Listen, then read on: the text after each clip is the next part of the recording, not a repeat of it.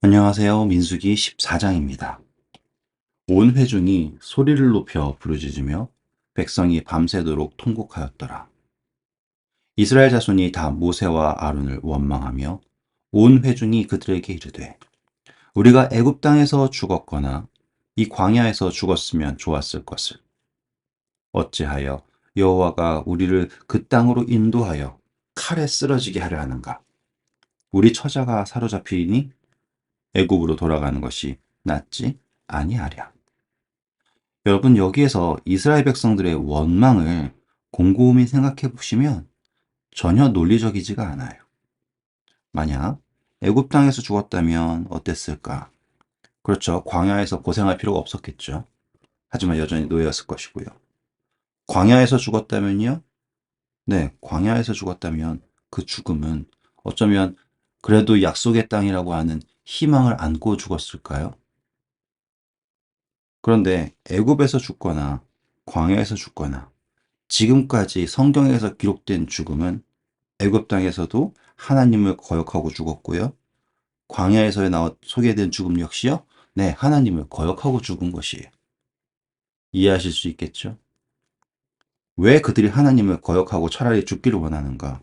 왜냐하면 그 약속의 땅에서 하나님을 위하여 싸우고 싶지가 않아요. 그들은 하나님이 그 땅을 차지하기 위해서 이스라엘 백성들을 도구로 사용하고 그들의 죽음으로 그 땅을 차지하기를 원한다라고 하는 착각을 했었던 것 같아요. 그래서 여호와가 우리를 그 땅으로 인도하여 칼에 쓰러지게 하려고 데리고 왔다라고 하는 말도 안 되는 논리를 펼치게 된 것이죠. 어떻게 생각하십니까? 그런데 여러분, 우리가 예를 들어서 교회에 출석할 때 헌금을 내잖아요? 혹은 전도를 하잖아요? 또는 건축을 하잖아요? 그때 우리의 마음속에 이런 생각이 가끔 들 때가 있지 않습니까? 하나님께서 우리에게 허락하신 축복을 보지 않고 우리 스스로를 판단하고 좋아요. 이스라엘 백성들이 정탐하고 와서 한 이야기가 뭡니까? 자기들이 메뚜기처럼 보였다라고 하죠. 좋게 얘기하면 겸손해졌네요. 스스로를 낮췄잖아요. 아니죠. 그건 겸손이 아니라 스스로가 낮춰진 거죠. 그렇죠? 그걸 우리는 반대적 의미에서의 교만입니다. 하나님을 바라보지 않고 하나님을 향하여 겸손한 것이 아니라 세상을 향하여 강제적으로 겸손해진 것이죠. 그건 또 다른 의미의 교만이에요. 그러니 하나님의 말씀을 듣겠습니까? 안 듣겠죠? 그래서 그들이 선택한 게 뭡니까? 이에 서로 말하되 우리가 한 지휘관을 세우고 애굽으로 돌아가자 하매 네, 애굽으로 돌아가는 계획을 세웁니다. 모세와 아론이 이스라엘 자손의 온 회중 앞에서 엎드린지라. 그 땅을 정탐한 자 중 눈의 아들 여호수아와 여분네의 아들 갈렙이 자기들의 옷을 찢고 슬픔을 표현할 때 하는 표현이에요. 이스라엘 자손의 온 회중에게 말하여 이르되 우리가 두루 다니며 정탐한 땅은 심히 아름다운 땅이라. 네, 하나님이 보시길 원한 게 이거예요. 그렇죠? 그래서 정탐을 보내신 겁니다. 들어가고 싶은 땅이라는 것을 확인시키기 위해서. 여호와께서 우리를 기뻐하시면 우리를 그 땅으로 인도하여 들이시고 그 땅을 우리에게 주시리라. 아멘이죠. 기뻐하시면. 갈렙과 여호수아는 하나님이 왜 정탐꾼을 보내셨는지를 분명하게 이해하고 있었어요. 근데 반면 나머지 정탐꾼들은 그렇지 않았던 거죠. 그 땅을 우리에게 주시리라. 이는 과연 젖과 꿀이 흐르는 땅이니라. 다만 여호와를 거역하지 말라. 또 그 땅 백성을 두려워하지 말라. 그들은 우리의 먹이라. 그들의 보호자는 그들에게서 떠났고 여호와는 우리와 함께 하시니라. 완벽하지 않습니까? 그들을 두려워하지 말라 하나. 온 회중이 그들을 돌로 치려 하는데 그때 여호와의 영광이 회막에서 이스라엘 모든 자손에게 나타나시니라. 자, 여러분, 이제 이 출애굽 사건에서 하나님이 얼마나 자주 나타나시는지를 아실 수 있겠죠. 지금 하나님의 영광이 이렇게 거의 모든 사건마다 보여졌지만 이스라엘 백성들이 하나님께 순종합니까? 하지 않습니까? 지금 이들의 불만은요, 그냥 하는 불만이 아니라 하늘에서 내리는 만나를 먹으면서 하는 불만이에요. 뭐 사실 만나를 먹었지만 고기를 달라라고 얼마 전에 했잖아요. 그렇죠? 지금 하나님은 매 순간마다 나타나고 계십니다. 그런데도 순종하지 않죠. 하나님은 몰라서요? 아니죠. 하나님을 두려워하는 마음이 없어요. 하나님을 경외하는 마음 자체가 없어요. 그러니 요즘에 하나님이 나타나셔서 나한테 직접 말해주시면 내가 들을 텐데 그 말이 사실이 아니라는 것도 아시겠죠? 이스라엘 백성을 보시면 돼요. 하나님이 구원하시고 모든 것을 주셨지만 그들은 하나님을 순종하고 싶지 않습니다. 그리고 하나님의 뜻을 전하는 사람들을 돌로 치려고 합니다. 여호와께서 모세에게 이르시되 이 백성이 어느 때까지 나를 멸시하겠느냐? 내가 그들 중에 많은 이적을 행하였으나 어느 때까지 나를 믿지 않겠느냐? 보이시죠?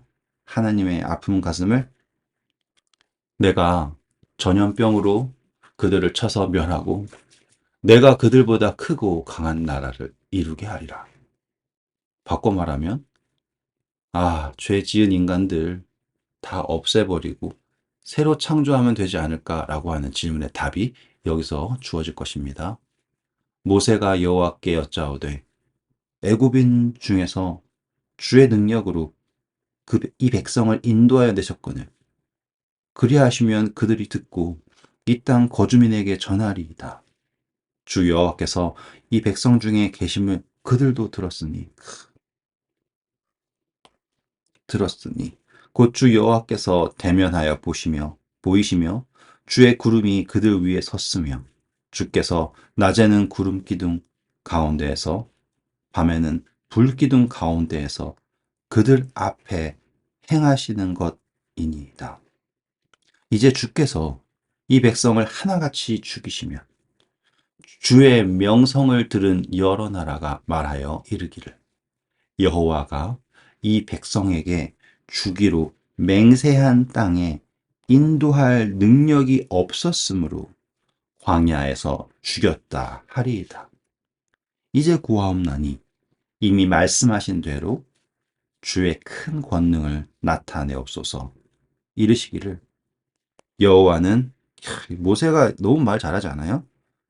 금송아지 사건 때 여호와는 노하기를 더디하시고 인자가 많아 죄악의 허물을 사하시나 형벌 받을 자는 결코 사하지 아니하시고 아버지의 죄악을 자식에게 갚아 3, 4대까지 이르게 하리라 하셨나이다. 구하옵나니 주의 인자의 광대하심을 따라 이 백성의 죄악을 사하시되 애굽에서부터 지금까지 이 백성을 사하신 것 같이 사하시옵소서. 아멘. 정말로 아름다운 말이에요. 하나님의 인자하심을 의지하는 아름답죠, 그렇죠? 주의 인자의 광대하심을 따라 이 백성을 용서하여 주세요. 여호와께서 이르시되 내가 내 말대로 사하노라. 그러나 진실로 내가 살아있는 것과 여호와의 영광이 온 세계에 충만할 것을 두고 맹세하노니 내 영광과 애굽과 광야에서 행한 내 이적을 보고서도 영광을 보고요. 애굽과 광야에서 행한 이적을 보고서도 이같이 10번이나 나를 시험하고 내 목소리를 청종하지 아니한 그 사람들은 정말 10번인지 아니면 완전한 수인지는 한번 세봐야겠지만요. 하나님의 모든 것을 분명히 보고서도 청종하지 않은 사람들은요. 내가 그들의 조상들에게 맹세한 땅을 결코 보지 못할 것이요. 또 나를 멸시한 한 사람은 한 사람도 그것을 보지 못하리라. 자, 여기에서 우리가 봐야 될 건요. 보지 못한다. 나와 조금 있다가 들어가지 못한다라는 것을 확인하셔야지 돼요. 예수님께서 니고데모와 대화하실 때 물과 성령으로 거듭나지 아니한 사람은 하나님의 나라를 볼 수 없다라고 하셨고, 또다시 한번 물과 성령으로 거듭나지 아니한 사람은 하나님 나라에 들어갈 수 없다라고 하셨잖아요. 그걸 보셔야지 되는 게 여기예요. 맹세한 땅은 결코 보지 못할 것이요, 또 들어가지 못할 것이요. 이것을 확인하시면 되겠습니다. 그러나 내 종 갈렙은 그 마음이 그들과 달라서 나를 온전히 따랐은즉, 나를 온전히 따랐은즉, 그가 갔던 땅으로 내가 그를 인도하여 드리리니 그의 자손이 그 땅을 차지하리라. 아시겠죠? 들어가는 사람입니다. 아말렉인과 가나안인이 골짜기에 거주하나니 너희는 내일 돌이켜 홍해 길을 따라 광야로 들어갈지니라. 자, 이제 여기에서 우리는 왜 하나님이 이스라엘 백성들을 홍해 길로, 정말로 가나안 가는 길이 아닌 길로 보내셨는가? 왜요? 아말렉 사람과 가나안 사람들을 이스라엘 백성들이 두려워했죠. 이해하실 수 있겠죠? 그러니 이 사람들을 두려워할 때 하나님이 그들을 그 가까운 길로 이끌어 가실 수 없었습니다. 왜일까요? 왜냐하면 사람들은 하나님을 보는 것을 아직 훈련을 되지 않았어요. 사람 보는 거에 익숙한 사람들이에요. 바로가 군대 끌고 오니까는 기절하는 사람들이라니까요. 그렇기에 그들은 하나님이 아무리 위대하시고 전지전능 모든 것을 다 하실 수 있는 분이어도 하나님을 의지할 줄 모르는 사람들을 데리고 이 골짜기 길로 갈 수가 없어요. 그래서 그들을 홍해길을 따라 광야로 들어가게 하십니다. 여호와께서 모세와 아론에게 말씀하여 이르시되 나를 원망하는 이 악한 회중에게, 악한 회중, 내가 어느 때까지 참으랴. 이스라엘 자손이 나를 향하여 원망하는 바 그 원망하는 말을 내가 들었노라. 그들에게 이르기를 여호와의 말씀에 내 삶을 두고 맹세하노라. 너희 말이 내 귀에 들린 대로, 자, 그 말이 심판한다라는 표현이 여기서 등장하는 겁니다. 우리가 어떤 걸로 심판될까요? 네, 우리가 한 말, 그 말로 심판이 되는 거예요. 성경은 이것을 그 행위대로 심판한다라고 표현을 해요. 이해하실 수 있겠습니까? 너의 말대로 심판했다, 너의 행위대로 심판했다라고 하는 표현들인데요. 제가 몇 가지만 적어 드릴게요. 에스겔서 33장 20절. 이 이야기 이외에 정말로 많아요. 아시겠죠? 근데 이 부분이 중요한 부분들이어서 제가 알려드립니다. 그리고 계시록도 하나 있으면 좋겠죠? 여기에서는 생명책이에요. 반대된 이야기지만 또 보시면 좋아요. 계시록 20장 12절 그리고 13절 이렇게 보시면 좋을 것 같습니다. 그래서 하나님께서요, 그들이 말한 대로 그들에게 행하십니다. 너희 시체가 이 광야에서 엎드러질 것이라. 그들이 뭐라 그랬어요? 광야에서 죽었으면 좋겠다라고 얘기했잖아요. 너희 중에 20세 이상으로 계수된 자, 곧 나를 원망한 자 전부가 여분네의 아들 갈렙과 눈의 아들 여호수아 외에는 내가 맹세하여 너희에게 살게 하리란 땅에 결단코, 보시죠? 들어가지 못하리라.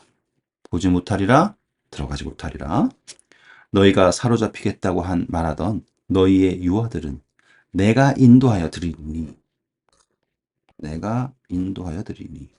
그들은 너희가 싫어하던 땅을 보려니와 너희의 시체는 이 광야에 엎드려질 것이요. 너희의 자녀들은 너희 반역한 죄를 지고 너희의 시체가 광야에서 소멸되기까지.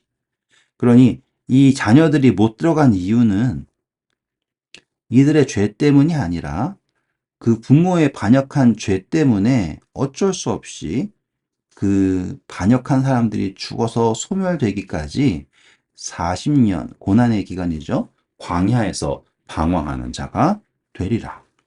너희는 그 땅을 정탐한 날수인, 여러분 여긴 34절 정도는 해주셔야지 돼요.